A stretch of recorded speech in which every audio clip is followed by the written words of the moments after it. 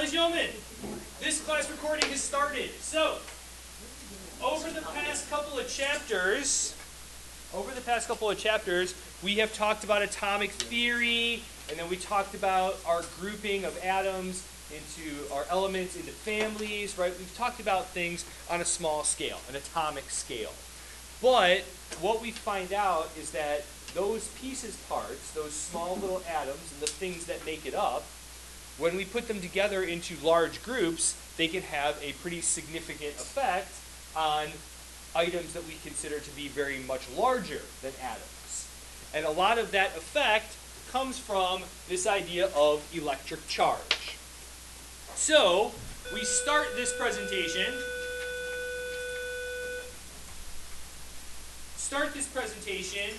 with this table. A table that you guys have seen before, back when we were talking about subatomic particles and stuff like that. I start today's presentation off with this table because yesterday, the first graphic organizer that you guys were supposed to do at the very top had positive charge and negative charge. And the first space you were supposed to fill in said what makes these things similar. So, anybody have anything written down for what makes positive charge and negative charge similar? Dolly, go ahead. They each attract the opposite one. That is one thing that makes them similar. Anything else that anybody wrote down? We'll leave that a little bit later on. Anything else that anybody wrote down? Kate?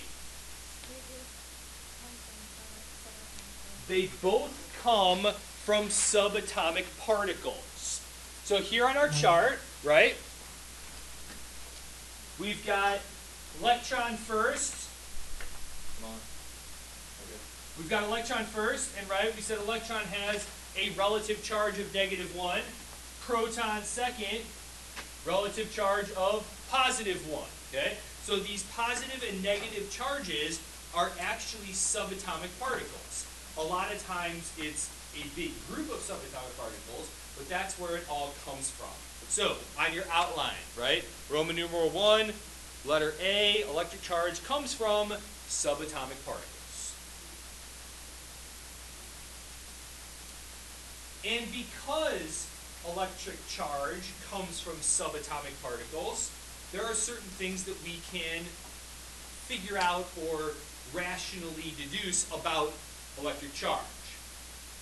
First, we say that charge is quantized.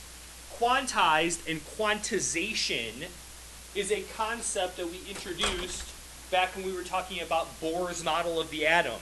Anybody remember what quantization was and how it applied to Bohr's model? Go ahead, Julie.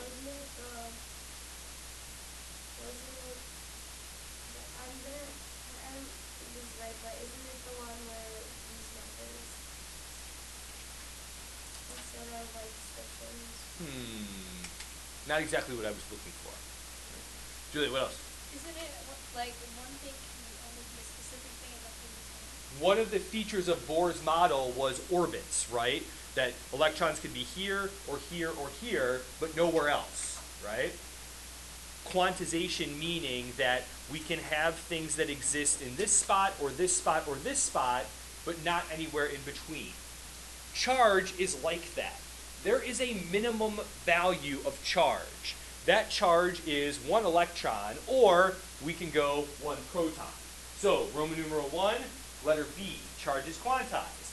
There is a minimum amount of charge that can exist.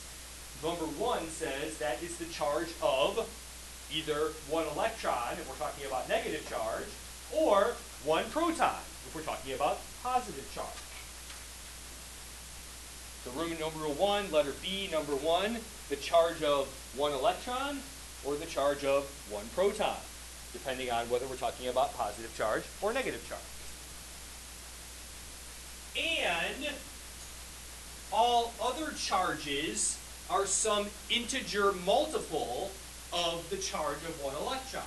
Because, right, as we acquire more and more electrons, we acquire either a whole electron or not an electron. There's no such thing as a partial electron, so we either have it or we don't.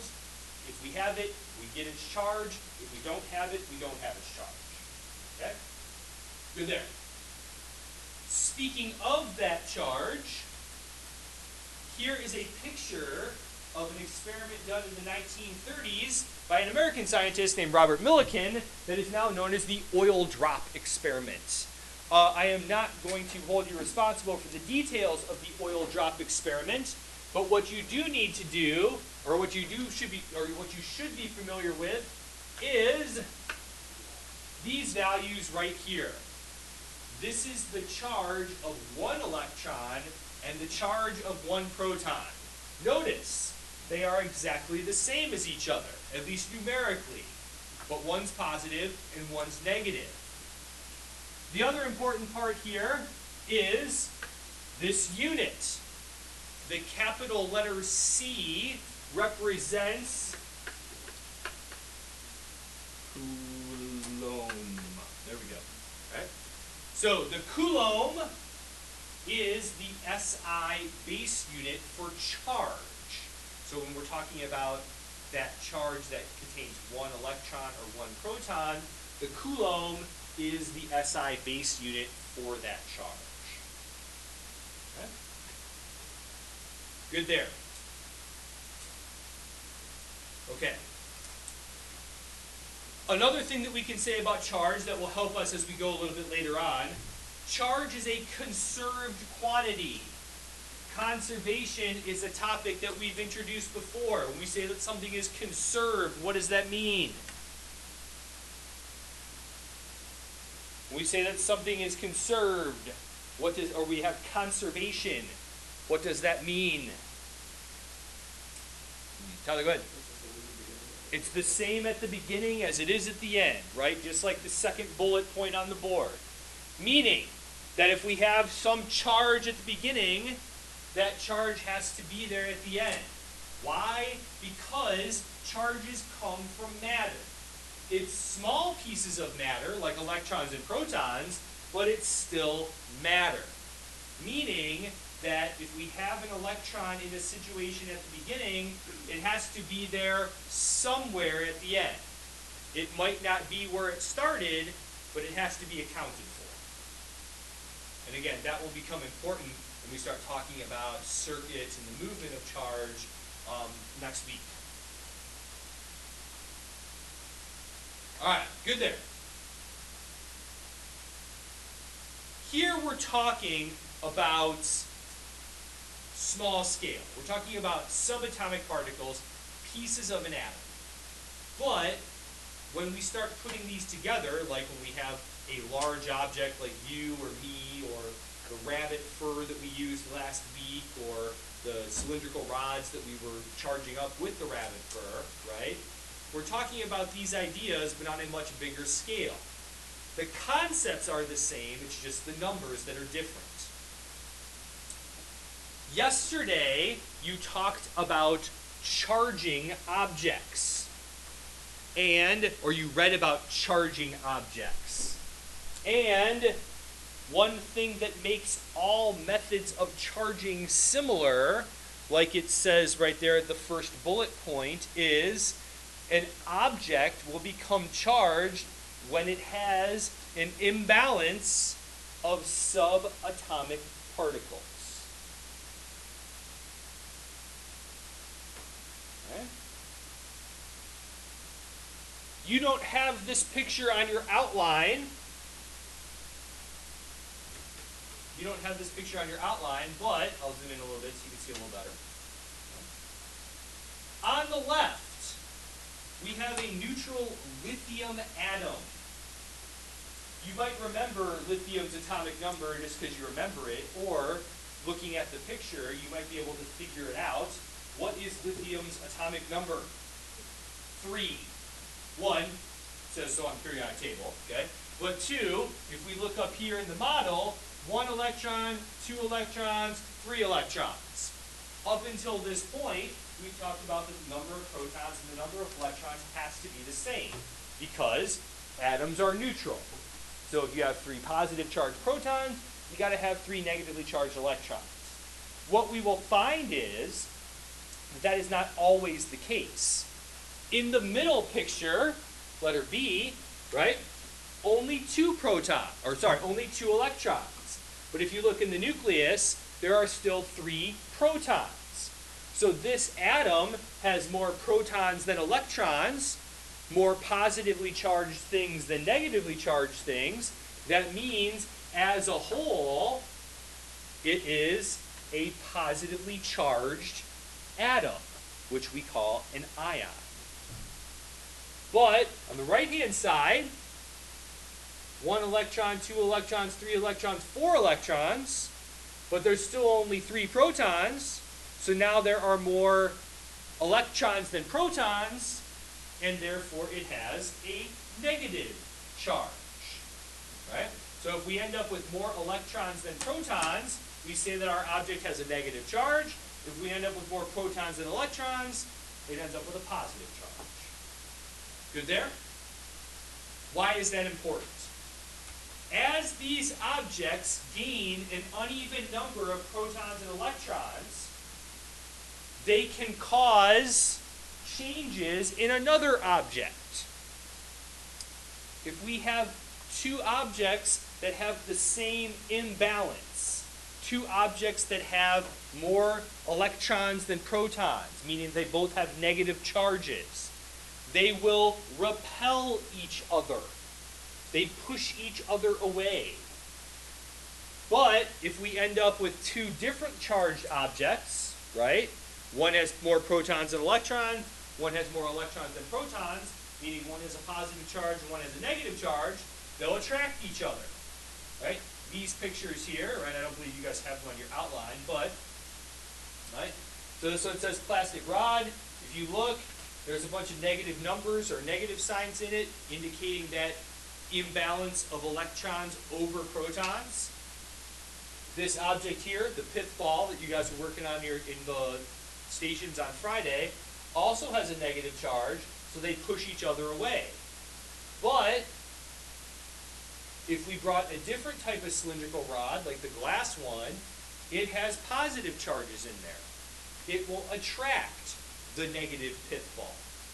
Now, this happens if we're talking about just 1 electron and 1 proton, but we talk more about big picture when we have lots of protons more than electrons or lots of electrons more than protons. Okay?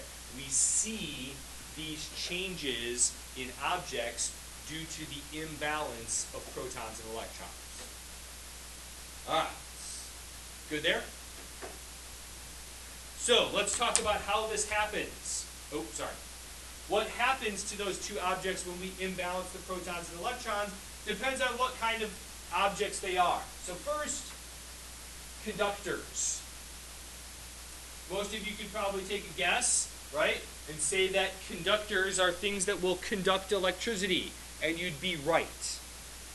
But the reason why that is has to do with their atomic structure. When we talked about an atom, we talked about a certain number of protons and a certain number of electrons. Sorry, finish right now. So when we talked about atoms, we talked about a certain number of protons and a certain number of electrons in an atom, that being equal. But what we find out is that if we have, let's say, a wire made up of several bazillion copper atoms. Each copper atom has 28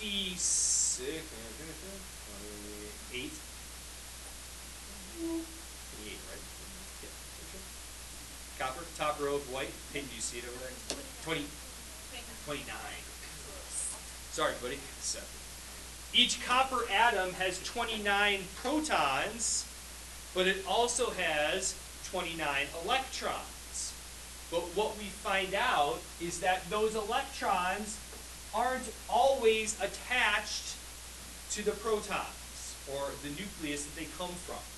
So let's say we talk about this electron right here, and it's part of the 29 electrons that make up this carbon or copper atom. But what we find out is that under certain situations, this electron doesn't necessarily stay with its quote-unquote home atom. it has the ability to sort of move around here, kind of in between these two atoms. And then it's kind of attracted to either one of them because they both have a nucleus that's positively charged, but then it sort of meanders its way along this way, kind of ends up here. Okay?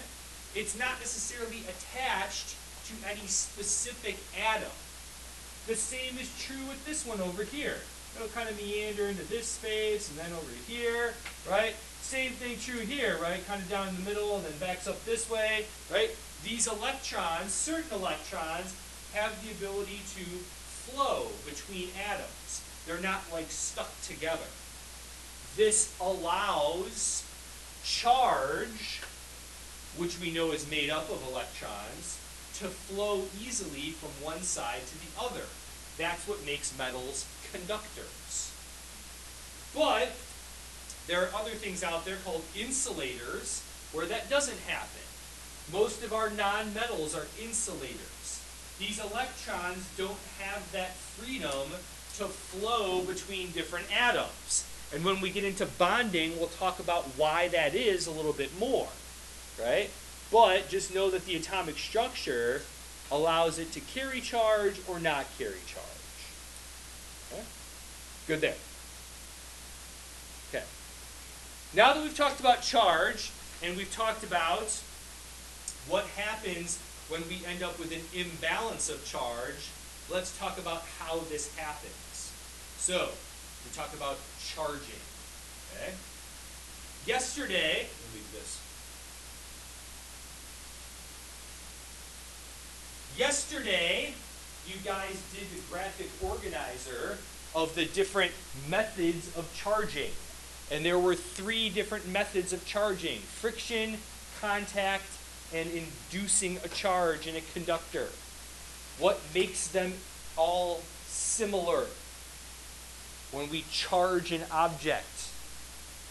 What did you write down for this makes us similar? Oh, let's go back and look. So what makes them similar, these methods of charging? Kate, good.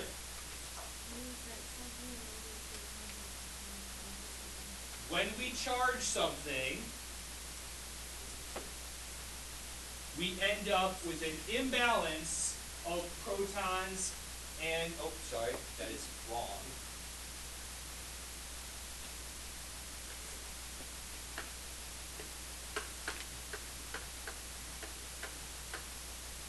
We end up with an imbalance of protons and electrons. Charging an object means that we are changing the balance between, we do not end up with an equal number of protons and electrons. Now, how that happens depends on the method of charging, but one thing is always consistent.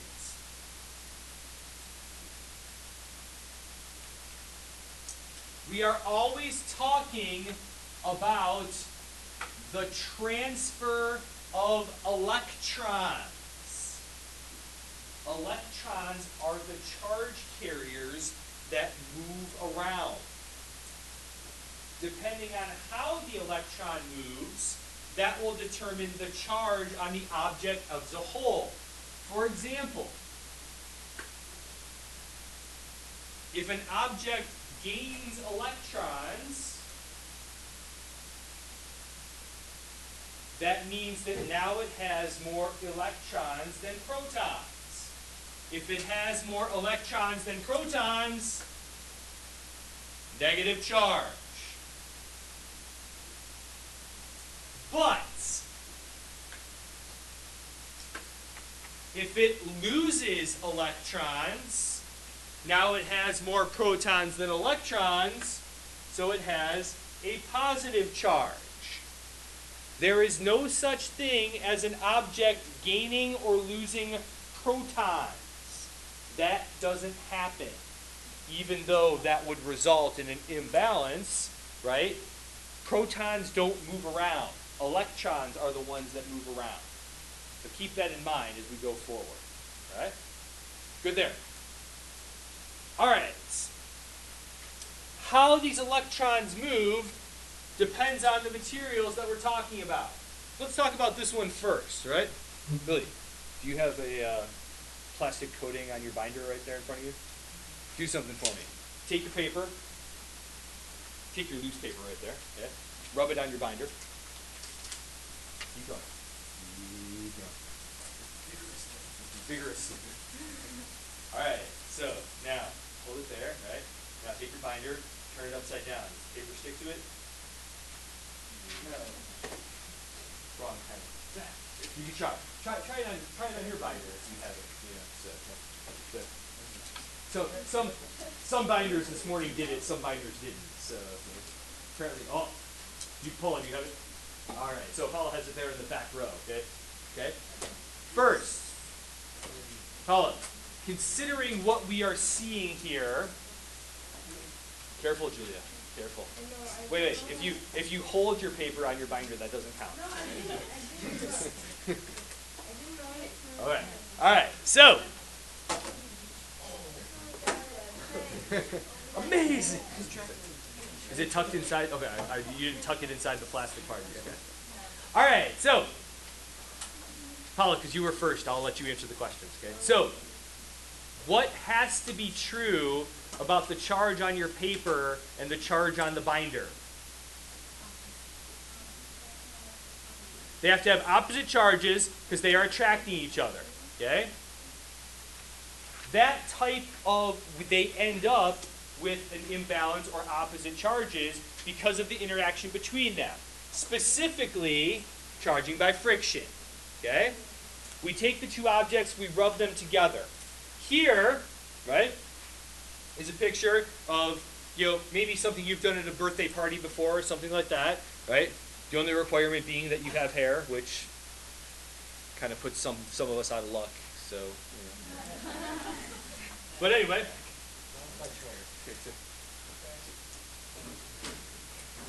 But, right, we rub the balloon on your hair, right, and then you can take the balloon and, right, your hair sticks to it, you can take it, you can stick it to the ceiling, and woo, fun times, right, okay?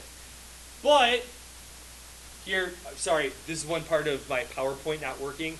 If my PowerPoint was working, you could see some sweet PowerPoint animation, but it's not, so you just have to pretend. You're going to have to show us. I can't, my file's corrupted, it doesn't open, so, what?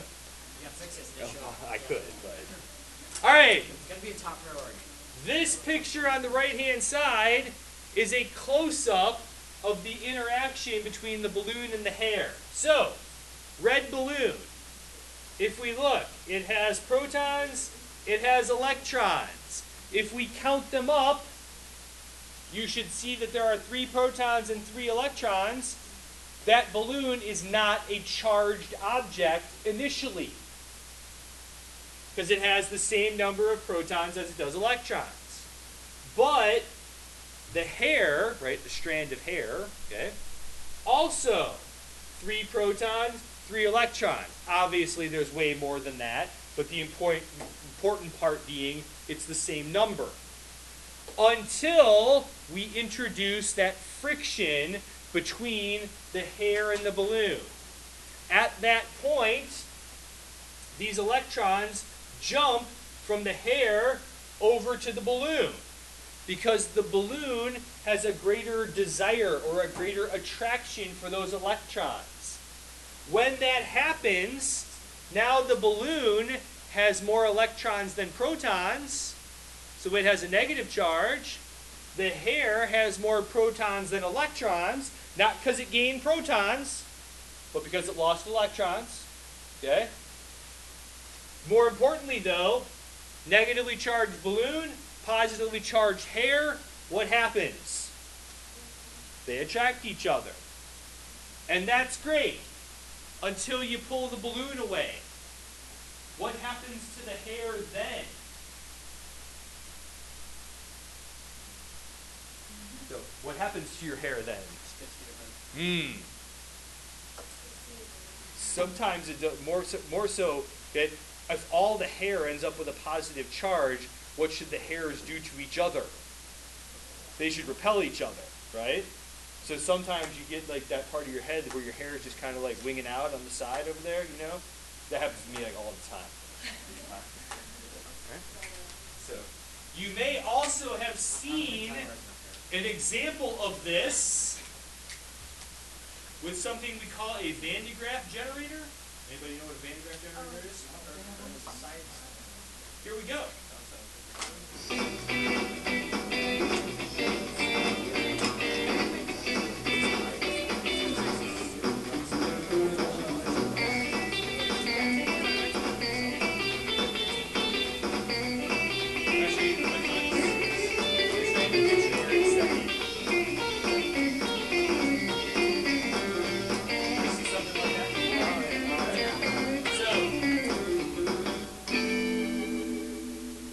By putting your hand on the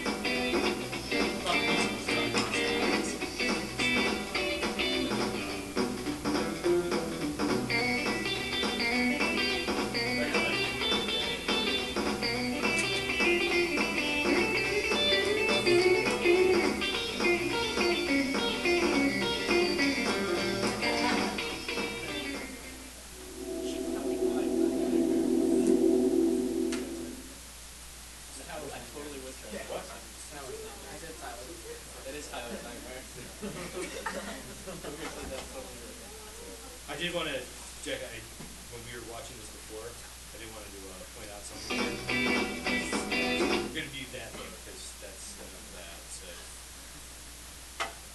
So here we are in the room, right? Okay, so that's the inside. What happens, there's kind of a belt that moves around, and as it goes, electrons flow from one to the little wire, and then this big metal ball ends up with all that charge. Okay? When you put your hand on it, you gain that charge as well. Now your hair ends up all the same charge, and that's why it repels. That's not the reason I thought of you, Jack, but like here, where is it? There's a side one. Oh.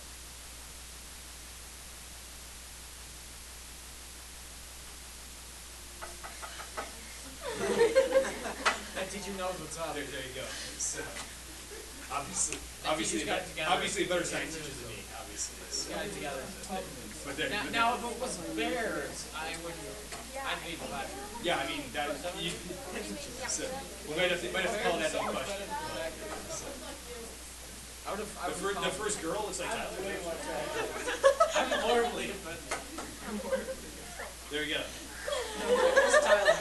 I don't know how you spotted that. Like, I mean, well, I mean, I didn't spot it when we were watching it. I spotted it when we were watching it full screen. You know, so. See, I don't have to focus on the foreground because I know what's going to happen already. I can focus on details of that. Notice more and more every time you watch it. So now it's just, yeah. All right. I so this video. Same thing, right? That's a charging by friction, where that rubbing of the two surfaces together, electrons move from one to the other. Okay? The second type of charging, you don't have very many details of this on the front page, but as its name suggests, charging by conduction means there has to be some direct contact.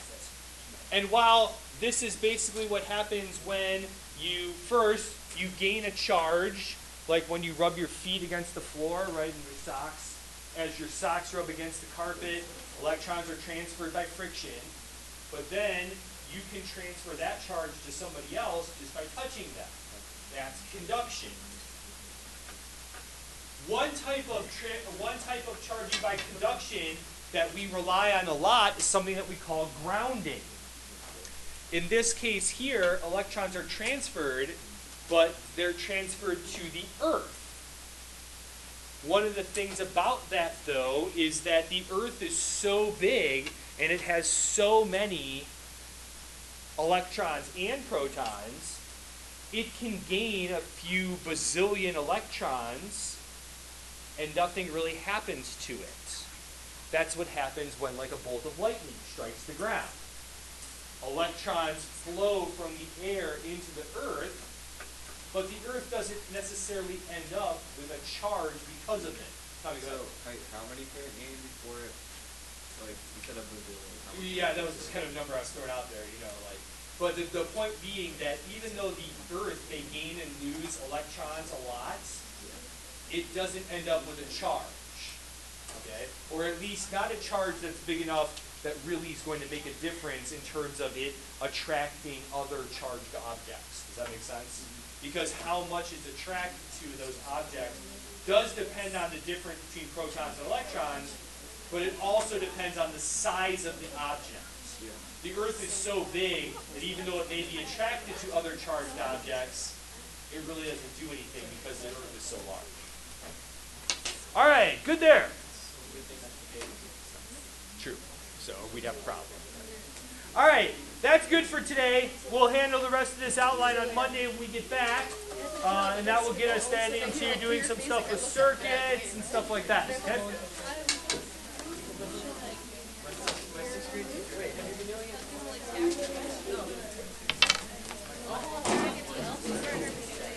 Oh, one thing. Hey, freeze. Not this Tyler clone.